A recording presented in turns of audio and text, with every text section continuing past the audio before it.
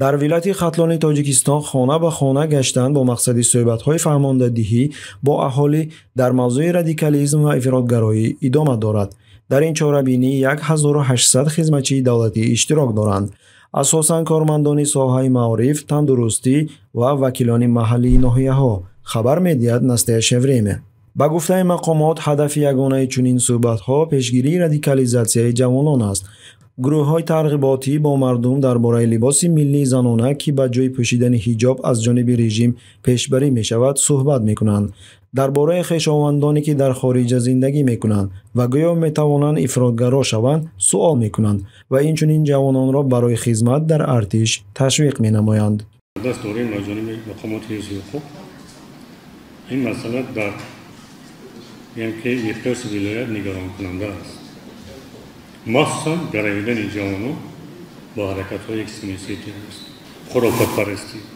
رئیس ولایت ختلان دولتعلی سعید قبلا خبر داده بود که منصبداران که کارهای ترغیباتی را انجام می‌دهند درس‌های مخصوص را برای معاشرت با اهالی گذاشته‌اند. اساساً آموزاندن همین گروه‌های کاری در تمام شهر ما سمینارها گذراندیم با جلب متخصصان و این چنین یک که دستورالعمل متدیان توصیه‌ای و اینکه گروه‌های کاری ما تهیه کرده من پیشنهاد دادم. در طول 7 ماه سال جاری گروه‌های ترغیباتی تقریباً 622,000 خانه را زیارت کردند.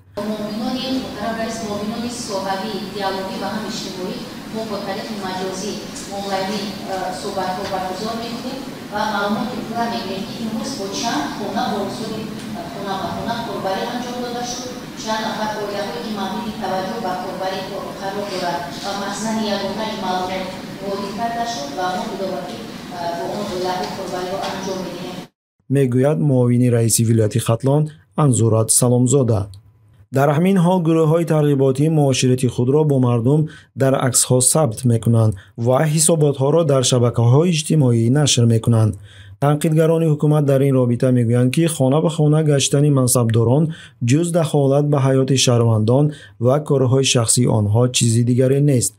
منصبداران این را رد می‌کنند و می‌گویند که اصول انتخاب شده تنها برای آشکار کردن عائله‌های خیلی آسیب پذیر میباشد و برای مبارزه با رادیکالیزاسیا میان جوانان ضرور است. مسئله رادیکالیزاسیا در ولایت تشویش‌آور است، به خصوص پیوستن جوانان به حرکت‌های گوناگون افراطگرا. حالت‌های زیادی آشکار شدند، میگوید دولتعلی سعید. صحبت کردم پرسیدن که در روسیه اون کس هسته کار میکردگی همیارا پرسیدن گفتم که هسته مفتم ها هسته شوهر مای بچه مای خیلی پرسیدن تحقیق کردن که خیلی گفت زدین بگنشون که به هر گروه ها باور نکنن. مشاهدان قید میکنند که زیر کلمه رادیکالیزاسیا هر گونه فعالیت اسلامی در نظر داشته می شود. در کشور سالها باز با بهانه رادیکالیزاسیا، افراطگرایی و تروریسم پرونده های جنایی نسبت ساکنان به خصوص نسبت جوانان فعال دینی بافته می شوند. خدا و رسول را در دل پرستیدند کار، نه در سطر و نه در حجاب و نه در ساله کلان و نه در ریشی دراز و نه در جلکی دراز.